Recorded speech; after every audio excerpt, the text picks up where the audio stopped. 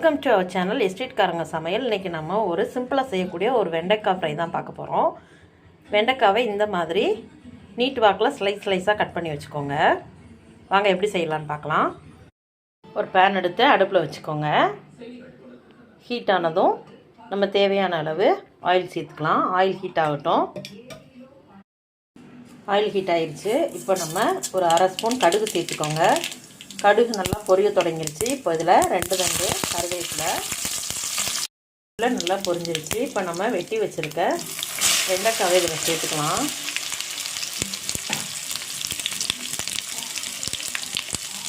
வெண்டைக்காவை நம்ம இப்படியே ஆயிலில் நல்லா கொஞ்சம் இதோட இது வதங்குற அளவுக்கு ஆயிலில் நல்லா ஃப்ரை பண்ணிக்கோங்க.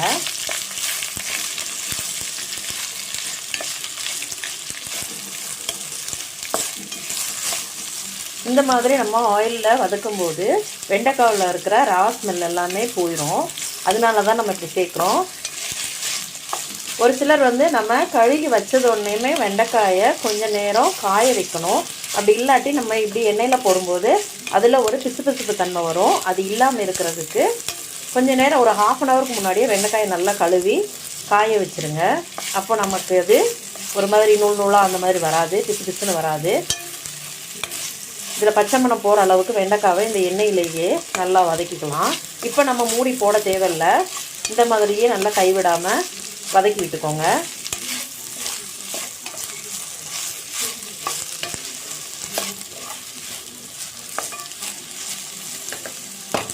ஒரு 2 நிமிஷம் நம்ம கரண்டி போட வேண்டாம்.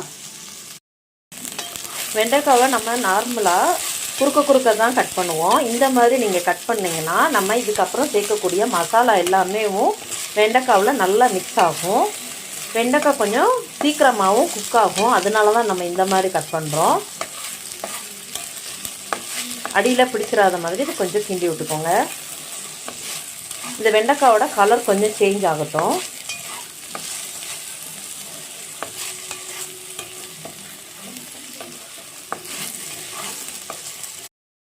வெண்டைக்காய் இப்போது கால்வாசி குக் ஆகிடுச்சு. இப்போ இதில் நம்ம இந்த வெண்டைக்காய்க்கு தேவையான அளவு முழுசாக உப்பு சேர்க்காமல் கொஞ்சமாக உப்பு சேர்த்துக்கலாம். இன்னும் வெண்டைக்காய் நல்லா வதங்கி சுருங்கி நல்லா வதங்கி வரும். அப்போது நம்ம அதிகமாக இப்போ உப்பு சேர்த்தோம்னா அப்போ ரொம்ப உப்பு கூடுதலாக இருக்கிற மாதிரி ஃபீல் ஆகும். அதனால் இப்போது பகுதி உப்பு ஆட் பண்ணிக்கோங்க. இப்போ இதில் தேவையான மசாலா நம்ம சேர்த்துக்கலாம். 1/4 டீஸ்பூன் மஞ்சள் பொடி சேர்த்துக்கோங்க. 1/2 டீஸ்பூன் அளவுக்கு வத்தப்பொடி, 1/2 டீஸ்பூன் அளவுக்கு சாம்பார் மசாலா சேர்த்துக்கோங்க. இப்போ இது எல்லாமே நல்லா மிக்ஸ் பண்ணி விட்டுக்கலாம். இந்த மாதிரி வெண்டைக்காயில் முழுசாக படுற மாதிரி எல்லாத்தையுமே மிக்ஸ் பண்ணி விட்டுக்கோங்க.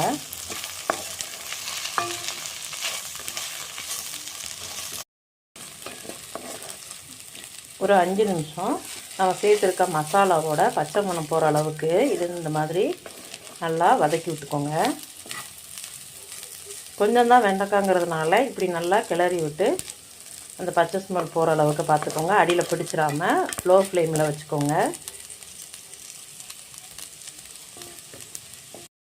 5 மினிட்ஸ் ஆச்சு. இப்போ நம்ம இனி மூடி போட்டு வேக விட போகிறோம்.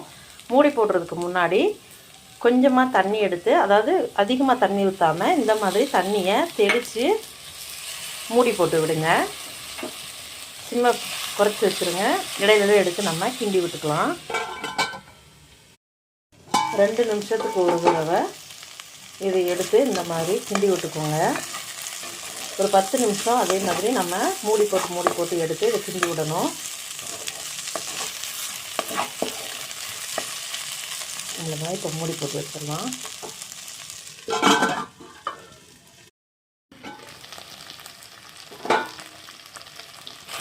இப்போ நம்ம மூடி போட்டு வேக வச்சு 10 மினிட்ஸ் ஆச்சு. வெண்டைக்காய் நல்லா சாஃப்டாக வெந்துருச்சு. இப்போ நம்ம சேர்த்துருக்க உப்பு போதுமான அளவாக இருக்கா என்னன்னு பாருங்கள். அப்படி இல்லாட்டி இந்த ஸ்டேஜில் கொஞ்சம் உப்பு சேர்த்து இன்னும் ஒரு 5 மினிட்ஸ்க்கு நம்ம இடையில எடுத்து கிண்டி விட்டு இதை மூடி போட்டு வச்சிடலாம்.